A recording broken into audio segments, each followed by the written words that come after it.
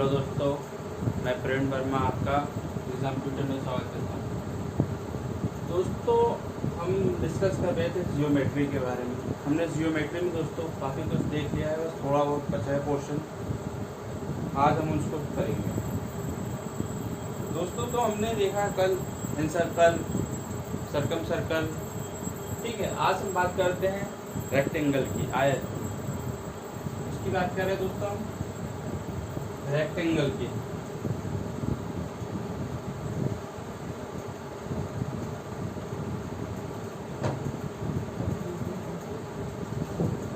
आयत। तो दोस्तों रेक्टेंगल की बात करते हैं। रेक्टेंगल की लंबाई और चौड़ाई अलग अलग होती है, और रेक्टेंगल की आमने सामने की भुजा बराबर होती है। अगर ये वाली भुजा ए है, ये वाली भुजा बी होगी। इसका प्रत्येक कोण 90 डिग्री का होता है, ध्यान रखिएगा, ठीक।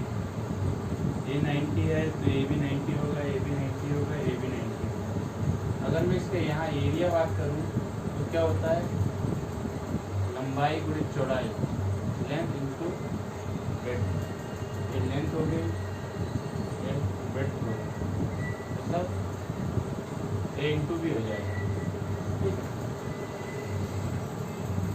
एरिया हो गया दोस्तों। इस बेसिस पे हम क्वेश्चन करेंगे, एरिया फाइंड करने पे रेक्टेंगल की क्वेश्चन करते हैं। जैसे क्या बोला गया है,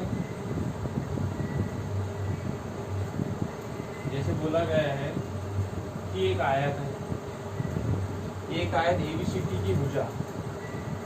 क्या बोला गया क्वेश्चन, एक आयत एबीसीडी की भुजा AB को X, Y, Z बिंदुओं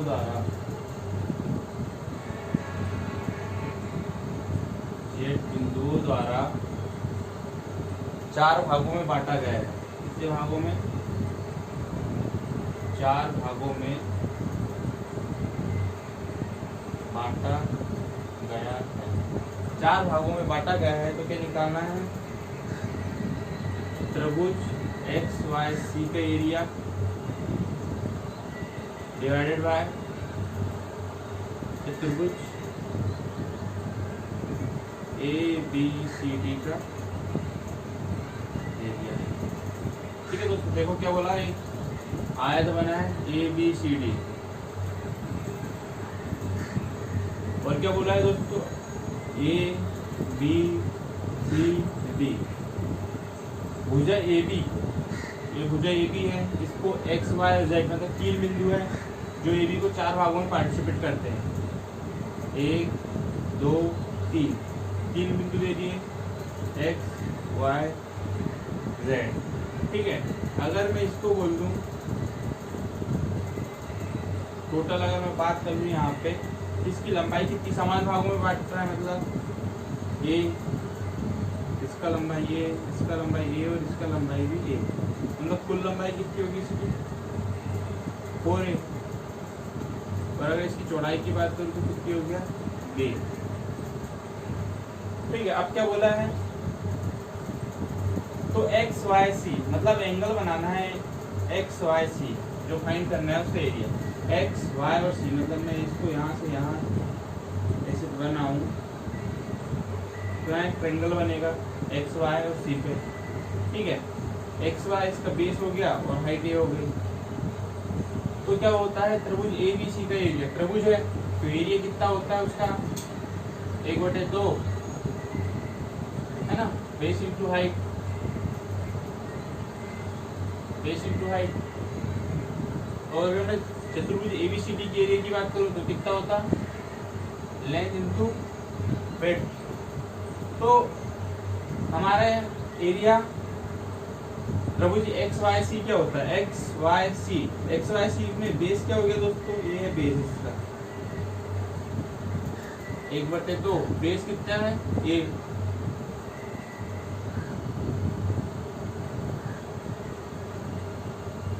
और हाइट कितना है इसका, अब मैं चतुर्भुज एबीसीडी के एरिया की बात करूं, मतलब जो आयत है उसकी बात करूं, तो क्या होता है L इंटू बी। एल के अपना पूरा, इसको पूरा ले रहे हैं अपन एबीसीडी को, तो एल है अपना 4a इंटू विड्थ कितनी है बी। अब देखो यहाँ से ए से ए चला गया, बी से बी चला गया, कितना बचा 1/2 इंटू 4 मतलब 1/8। तो क्या हो गया 1:8। यहाँ से हमको त्रिभुज XYC का एरिया का अनुपात किस पे, चतुर्भुज ABCD के एरिया के अनुपात में हमको 1:8 प्राप्त हो गया। दोस्तों सेम क्वेश्चन आएगा अगर बोल दिया जाए, सिर्फ इतना बोल दिया जाए कि तीन बिंदु ना होकर अगर कोई 2 बिंदु है जो इसको 2 भागों में बांटता है, तो हमारा ये वाला रेशो बदल जाएगा। सिर्फ यहाँ पे क्या हो जाएगा, क्वेश्चन सेम रहेगा, सॉल्यूशन भी सेम रहेगा। अगर मान लो इसको देखो, यहाँ पे अगर मैं बोल दूं इसको 2 भागों में पार्टिसिपेट करता है, इक्वल पार्टिसिपेट, ठीक है 1 2, इसको x दे दूं, ये y दे दूं, मतलब इसका A और इसका A, मतलब टोटल कितना हो गया दोस्तों 3। ये तो हमारा लेंथ हो गया। बस हमको इस वाली वैल्यू को पुट करना पड़ेगा, सेम ही रहेगा और बोलेगा कि x और y XYC एक त्रिभुज बना रहा है, इस टाइप से कोई त्रिभुज बना रहा है XYC।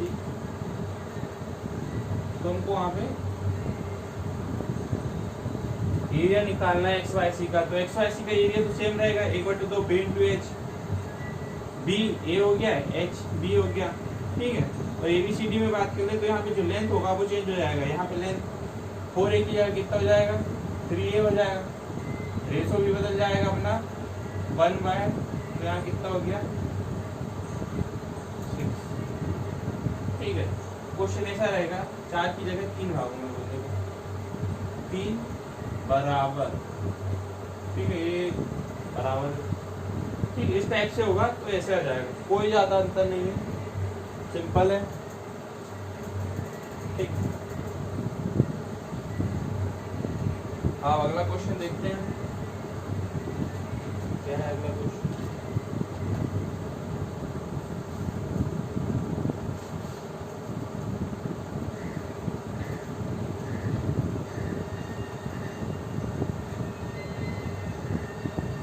बोला गया है कि एक आयत ABCD के अंतर्गत एक बिंदु Q है। क्वेश्चन क्या है, एक आयत ABCD के अंतर्गत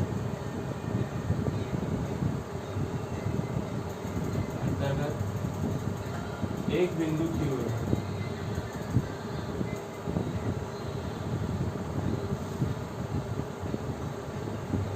एक बिंदु Q है, यदि QA बराबर 3 सेंटीमीटर, यदि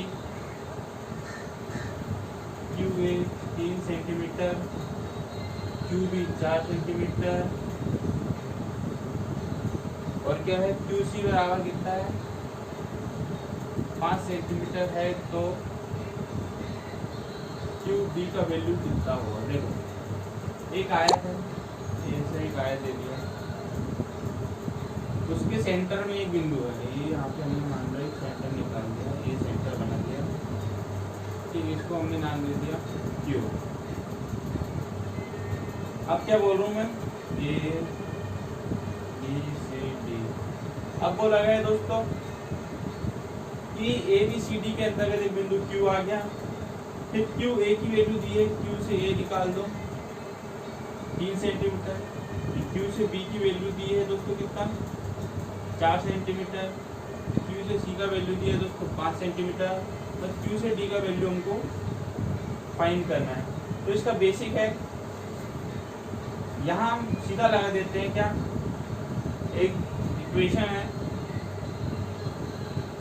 कि अगर कोई आयत है और आयत में विकर्ण दिए हैं AC और BD, तो क्या है इसका योग, इसका जो समीकरण बनेगा वो क्या होता है, बिंदु Q से बात करते हैं तो Q से अगर हम विकर्ण BD की बात करें तो विकर्ण BD में क्या हो जाएगा Q B square plus Q B square बराबर, ये विकर्ण किसके बराबर होगा? इस विकर्ण AC की बात करें, इस विकर्ण AC में ए क्यू क्यू ए बराबर क्यू ए का स्क्वायर प्लस क्यू सी का स्क्वायर के इक्वल होगा।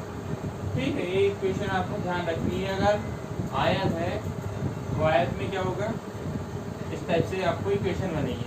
तो क्यू डी हमको फाइंड करना है। अगर मैं इसको एक्स बोल दूँ, X square plus Q B कितना हो गया 4 का स्क्वायर, क्यू ए कितना हो गया 3 का स्क्वायर प्लस क्यू सी कितना हो गया 5 का स्क्वायर। मैं इसको सॉल्व करूँ तो एक्स स्क्वायर बराबर 3 प्लस 4 का स्क्वायर 16, 3 का स्क्वायर 9, 5 का 25, तो एक्स स्क्वायर बराबर कितना हो गया ये 34 माइनस 16, मतलब एक्स स्क्वायर बराबर कितना हो गया 18। अब मैं इसको और तोड़ूँ, स्क्वायर है तो इस फॉर्म में टूटेगा ये 2 × 9।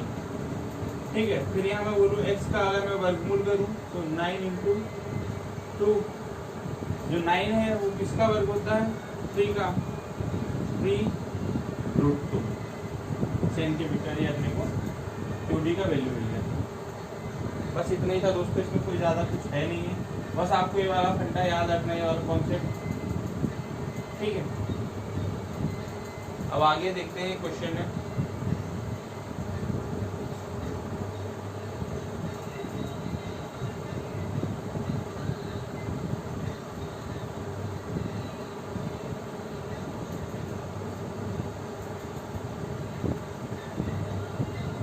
क्वेश्चन क्या बोला है कि ABCD एक ऐसा आयत है जिसमें AB तथा BC की लंबाइयों का अनुपात 3:2 है। क्या बोला गया है? ABCD एक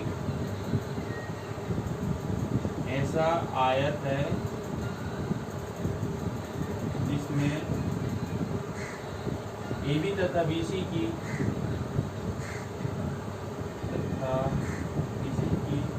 लंबाइयों का अनुपात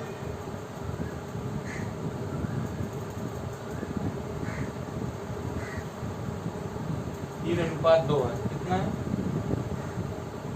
3:2 है। उसमें यदि P भुजा AB का मध्य बिंदु है तो उसमें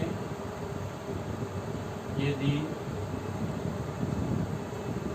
P भुजा P उसमें यदि P भुजा AB का मध्य बिंदु है तो क्या निकालना है अपने को?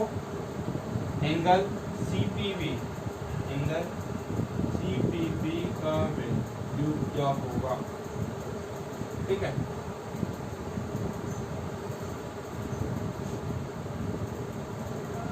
साइन है तो साइन एंगल CPB का वैल्यू क्या? देखो पहले क्या बनाया अपन, एक आयत बना लिया, ये अपना आयत बन गया ABCD।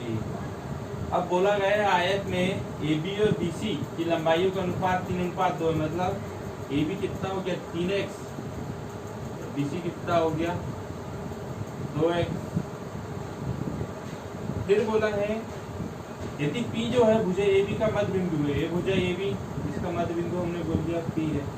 जब मध्य बिंदु P हो गया तो मतलब इसको आधे आधे भाग में तोड़ देगा, 1.5x 1.5x।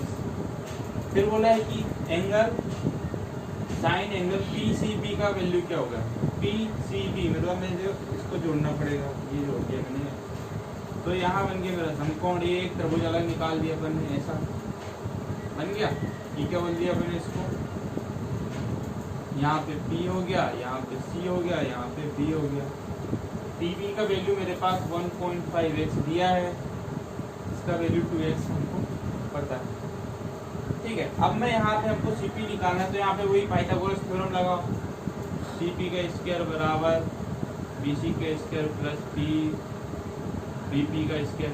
CP का निकालना है तो BC कितना हो गया 2x² प्लस 1.5 x का होल स्क्वायर। ठीक है, अगर 1.5 को मैं क्या लिख दूं 3/2 लिख दूं तो चलेगा। तो इसको मैं कर देता हूँ 4x² प्लस 3/2 मतलब 3 9/4x²। मैं इसको सॉल्व करूँ तो 4 इसका एलसीएम ले लूँ 4 16x² plus 9x² divided by कितना हो गया 4। ठीक है, अब इस पे मेरे को क्या करना है, यहाँ से CP निकाल लेना है। CP के स्क्वायर बराबर टोटल में जोड़ दूँ तो 9 16 कितना हो गया 25x²/4। अब मैं यहाँ पे वर्ग, यहाँ से इसका वर्गमूल है, वर्गमूल से मैं वैल्यू निकाल लेता हूँ। ठीक है, 25 किसका वर्ग होता है 5 का होता है और कितने का होता है 2 का, मतलब ये हो गया मेरा कितना हो गया 5x/2 का स्क्वायर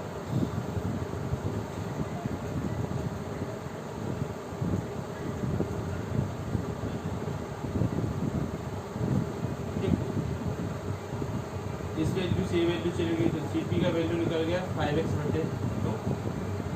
बस CP जब निकल गया तो हमको ए वाला एंगल फाइंड करना है। ये वाला एंगल कैसे आएगा, हम निकाल लेते हैं साइन एंगल CPB।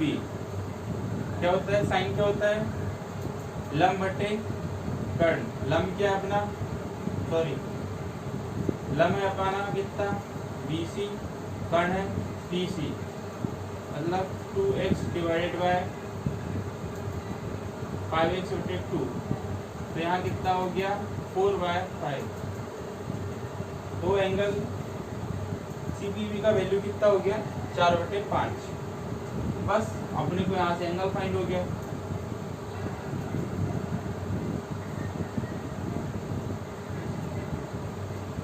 कोई ज्यादा प्रॉब्लम नहीं। ठीक है, आपको सिर्फ कैलकुलेशन को आगे बढ़ाते चलना है स्टेप बाय स्टेप।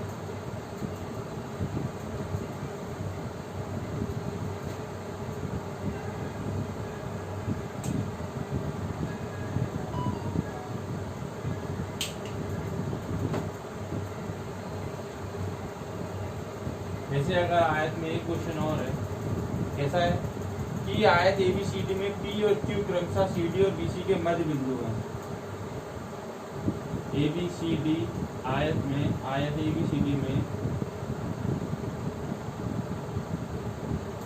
P और Q क्रमशः P और Q क्रमशः CD और BC के मध्य बिंदु, ठीक है CD और BC के मध्य बिंदु। ठीक है, यदि ABCD का क्षेत्रफल 64 सेंटीमीटर है, यदि ABCD का क्षेत्रफल 64 सेंटीमीटर है तो PQR का एरिया क्या होगा, तो त्रिभुज PQR का एरिया है ना, क्षेत्रफल फाइंड करना हमको क्या होगा। देखो जैसे बोला है एक दे दिया हमको ABCD, क्या दे दिया है ABCD, क्या बोला CD और BC के मध्य बिंदु की बात करें P और Q, CD और BC का मध्य बिंदु की बात कर ले हो क्या।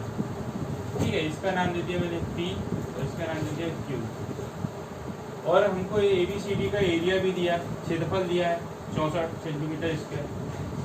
ठीक है, तो एंगल PQR तो क्या बोल रहा है एंगल APQ तो त्रिभुज APQ का एरिया क्या होगा, ये पॉइंट बन गया ये P और Q, मतलब मैं अगर इसको ऐसे मिला लूँ तो यहाँ पे त्रिभुज का निर्माण हो जाएगा। ठीक है, ये वाला त्रिभुज का यहाँ पे निर्माण हो गया। ठीक है, ये वाला त्रिभुज, तो हमको इसी का एरिया निकालना है। त्रिभुज ए पी क्यू का एरिया निकालना है। तो दोस्तों ये सिंपल सा है, त्रिभुज ए बी क्यू का जो एरिया होता है, पूरे जो त्रिभुज, पूरा जो आयत होता है उसका 3/8 होता है। जो आयत का एरिया होता है उसका कितना गुना होता है? 3/8 गुना। तो त्रिभुज ए बी सी डी का एरिया, बस इतना सा तो था।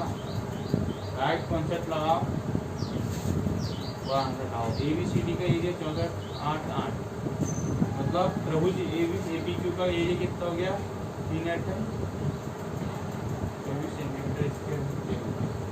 बस रेक्टेंगल खत्म, कोई ज़्यादा प्रॉब्लम नहीं था। अब हम बात करते हैं आगे।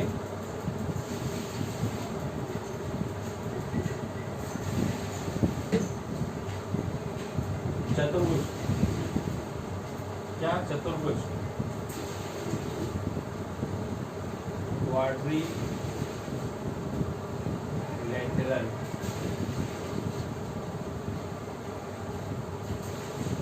चतुर्भुज की बात करते हैं।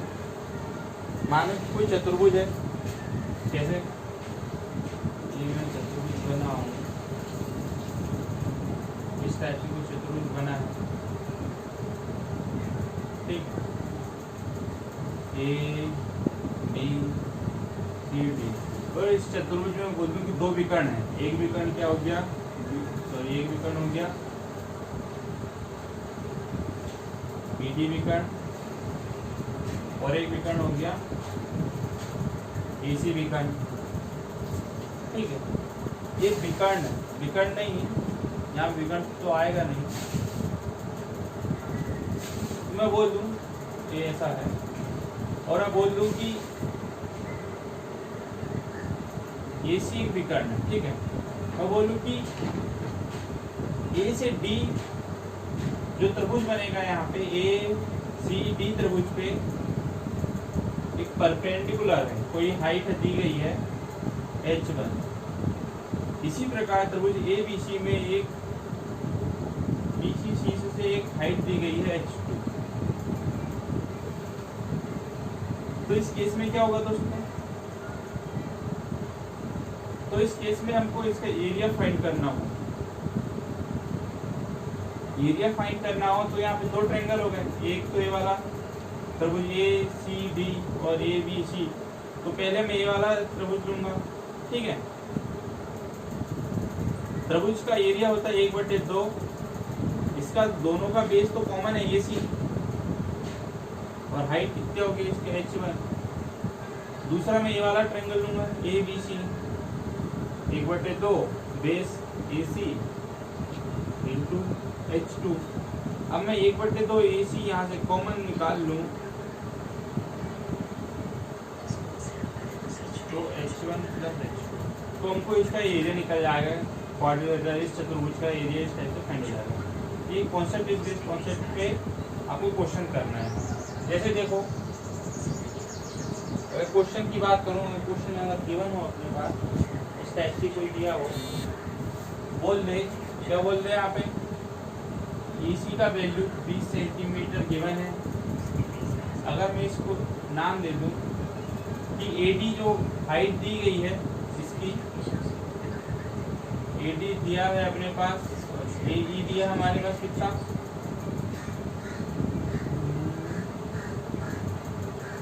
6 सेंटीमीटर, और FB दिया है हमारे पास कितना, 15 सेंटीमीटर। तो हमको इसका एरिया फाइंड करना है। एरिया के लिए फॉर्मूला हमारा निकल ही गया है, कितना, एरिया 1/2 का base into h1 plus h2। देखो 1/2 बेस हमारे पास 20 है, इंटू h1 कितना है 6 प्लस h2 है 15।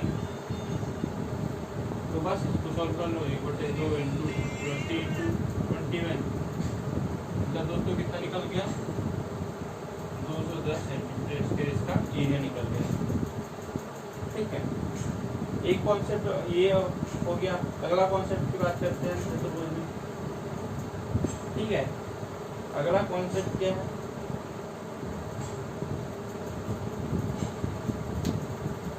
अगला कॉन्सेप्ट है चतुर्भुज में। कोई चतुर्भुज है, इस टाइप से कोई चतुर्भुज दिया है ऐसा, ठीक है, इस टाइप से कोई चतुर्भुज दिया हुआ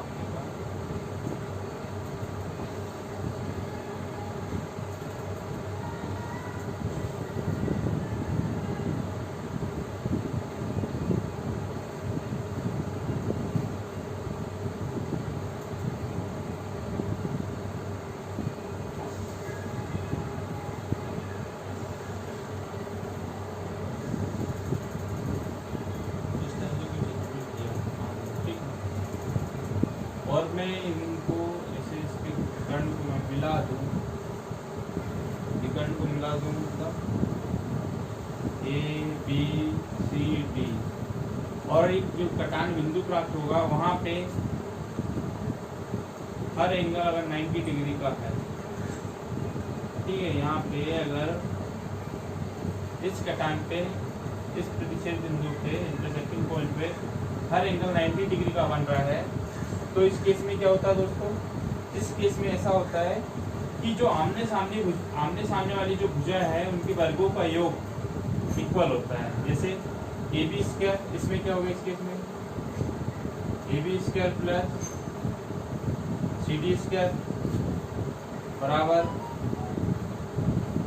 ए D square plus B C का स्क्वायर, ये केस हो गया, ठीक है। और अगर इसी केस की बात कर लूं मैं, ये हो गया ए बी का square plus C D square, मतलब इस वाले जो भुजा के बराबर सामने वाली भुजा, ये वाली भुजा, इनके वर्गों का योग, ये जो भुजा है ए बी और ये जो भुजा है, इन दोनों के, ठीक है, वर्गों का योग के equal A B square plus C D square बराबर A D square plus B C square. अगर मैं एक कॉन्सेप्ट, अगला कॉन्सेप्ट और देखूं कि क्या होगा, अगला कॉन्सेप्ट मेरा ऐसा है कि मान लो ये चतुर्भुज ऐसा दिया है, समलंब चतुर्भुज के आकार का, इस टाइप से, ठीक है।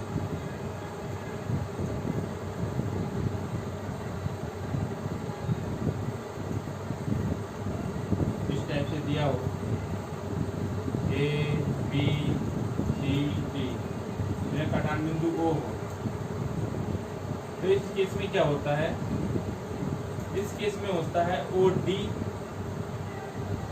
इंटू ओ ए बराबर ओ सी इंटू ओ बी। ये आपको कॉन्सेप्ट ध्यान रखना है कि अगर ऐसा पूछा जाए, ये विकर्ण डाले गए हो, तो यहाँ पे पूछा जा सकता है कि भैया चलो OD का वैल्यू गिवन है, OE का वैल्यू गिवन है, OB का वैल्यू गिवन है, तो OC का वैल्यू क्या होगा, इस टाइप से डायरेक्ट क्वेश्चन आ सकते हैं। तो उसके लिए वाला फंडा आपको ध्यान रखना है, OD इंटू AB इक्वल है OC इंटू OB के, ठीक है।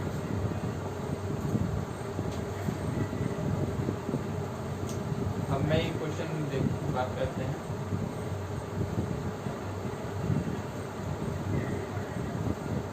अब हम बात करते हैं अगला चक्री चतुर्भुज, साइक्लिक क्वाड्रिलेटरल, चक्रीय चतुर्भुज, साइक्लिक क्वाड्रिलेटरल, ठीक है। मतलब चक्रीय चतुर्भुज, एक चक्र के अंदर कोई चक्र, मतलब एक वृत्त के अंदर कोई चतुर्भुज बन जाए इस टाइप से, ठीक है। इसके अंदर फिर वो चाहे चतुर्भुज बने, चाहे समलंब बने, चाहे समांतर चतुर्भुज बने, कोई भी चतुर्भुज बन सकता है। एक चक्र के अंदर अगर कोई चतुर्भुज बन रहा है तो चक्रीय चतुर्भुज हो गया। और इसमें क्या बोला गया है कि जो चतुर्भुज बनता है उसके जो शीर्ष बिंदु होते हैं वो कहाँ स्थित होते हैं, उसके वृत्त पर स्थित होते हैं, ठीक है, परिधि पर स्थित होती है, वृत्त की परिधि पर उसके शीर्ष बिंदु स्थित होते हैं। जैसे ये यहाँ परिधि भी एक स्थित है, एक यहाँ स्थित है, एक यहाँ स्थित है, एक यहाँ स्थित है, ठीक है। अब इसमें क्या बोला गया है, इसके आमने सामने के कोण जो होते हैं उनका योग 180 डिग्री होता है। जैसे angle A plus angle C बराबर 180 degree, angle B plus angle D का योग 180 डिग्री। ये आमने सामने के कोण की बात कर ली हमने, ठीक है। और बोला गया है कि उसके एडजेसेंट कोण, मतलब जो साथी कोण होते हैं, परस्पर लगे हुए कोण होते हैं, उनका योग भी 180 होता है। जैसे angle A plus angle B का वैल्यू 180 होगा, angle B plus angle C का वैल्यू भी 180 होगा, angle C plus angle D का वैल्यू भी 180 होगा, angle D plus angle A का वैल्यू भी 180 होगा। ये होता है चक्रीय चतुर्भुज में। इसी बेसिस पे हम क्वेश्चन करते हैं, ठीक है।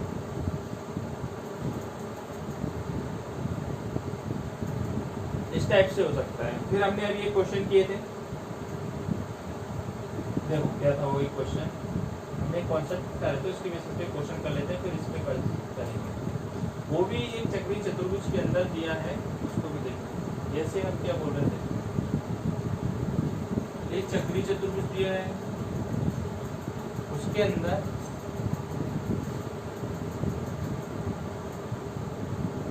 एक चतुर्भुज बना है, ठीक है।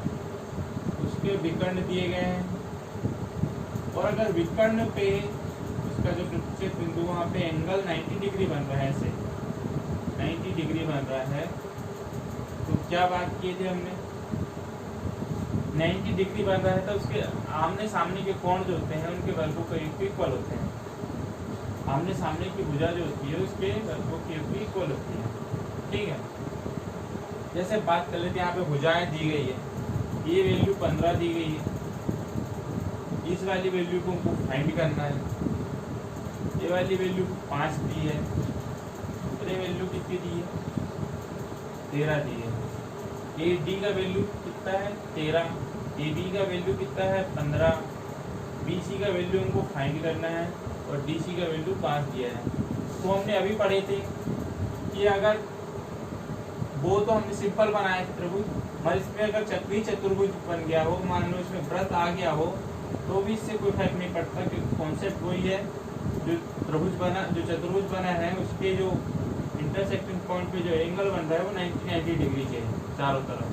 तो इस बेसिस पे हम क्वेश्चन पे करेंगे, वही वाला फंडा लगाएंगे, ए डी का स्क्वायर प्लस, ठीक है, बी सी का स्क्वायर बराबर ए बी का स्क्वायर प्लस डी सी का स्क्वायर, ठीक। ए डी इसका कितना अपने पास 13 का वर्ग प्लस बी सी का square X square, A B का 15 का स्क्वायर प्लस बी सी का कितना है, डी सी का कितना है 5 का स्क्वायर, बस 169 प्लस एक्स स्क्वायर बराबर 225 प्लस 30। अब इसको हम सॉल्व कर लेंगे, तो यहाँ हो गया 150 माइनस 169, एक्स स्क्वायर इसको अपन घटाएं 250, यहाँ हो गया 1, यहाँ 4, मतलब 81। तो एक्स का वैल्यू कितना हो गया दोस्तों, यहाँ 9 निकल गया, मतलब जो बी सी का वैल्यू हमको भुजा बी सी दी गई है इस चतुर्भुज की, वो हमको फाइंड हो गई, ठीक है। इस प्रकार से क्वेश्चन सॉल्व हो जाएगा। अब मैं चक्रीय चतुर्भुज की बात करता हूँ। चक्रीय चतुर्भुज में, और वो चतुर्भुज बनेगा वो समलंब होगा, और उसमें हमको एंगल फाइंड करना है, तो कैसे करते हैं देखो। क्वेश्चन बोला गया ए बी सी डी एक चक्रीय समलंब चतुर्भुज है, ए बी सी डी एक चक्रीय समलंब चतुर्भुज है। इसमें ए डी पैरेलल है बी सी, इसमें ए डी पैरेलल है बी सी के। यदि एंगल ए बी सी, यदि angle A B C 70 degree है, तो एंगल बी सी डी का वैल्यू हमको फाइंड करना है, ठीक है। देखो क्या बोला गया है, एक चक्री चतुर्भुज है, उसके अंदर समलंब बन रहा है, ठीक है। समलंब इस टाइप से बनेगा, थोड़ा और ऐसा रहेगा, थोड़ा ये इस टाइप से रहेगा, ये थोड़ा इस टाइप से रहेगा, ये समलंब बन गया, ठीक है। मैं बोल रहा हूँ ए बी सी का एंगल, बी पे हमको कौन बन रहा है, ए बी सी और ये डी, बी पे एंगल बन रहा है 70 डिग्री का, ठीक है। तो हमको बी सी डी फाइंड करना है। तो हमने बोला था दोस्तों क्या,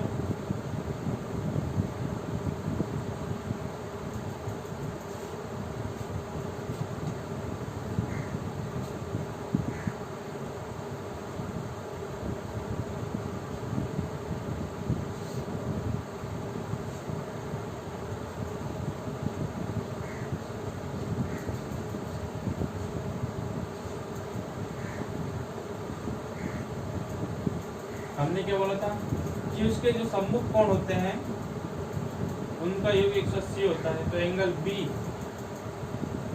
प्लस एंगल डी तो सम्मुख कोण हो गया 180, हमको एंगल सी फाइंड करना है, ठीक है। तो इस केस में हो गया एंगल बी 70 दिया है, एंगल डी निकाल सकते हैं, 180 दोनों का योग हो गया। तो एंगल डी बराबर हो गया 180 माइनस 70, तो एंगल डी का वैल्यू कितना हो गया 110 डिग्री, ठीक है। अब मैं बोलता हूँ कि angle C plus angle D का जो वैल्यू है वो कितना है, angle C plus angle D का वैल्यू 180 डिग्री है, ठीक है। अगर ये दोनों का वैल्यू 180 डिग्री है, एंगल डी पता है हमको, तो एंगल सी प्लस 110 बराबर 180, तो एंगल सी का वैल्यू कितना हो गया यहाँ पे 70 डिग्री, 180 माइनस 110 इस तरफ कर दिए, तो एंगल सी निकल गया 70 डिग्री। बस इतना सा क्वेश्चन था दोस्तों, कोई ज़्यादा टफ नहीं था, इजी सॉल्व हो जाएगा, ठीक है दोस्तों। कल हम इसी बेसिस पे हम चक्रीय चतुर्भुज पे कल और क्वेश्चन करेंगे, ठीक है। तो आज के लिए इतना काफ़ी है। तो दोस्तों हमारे चैनल को सब्सक्राइब करना ना भूलें। धन्यवाद।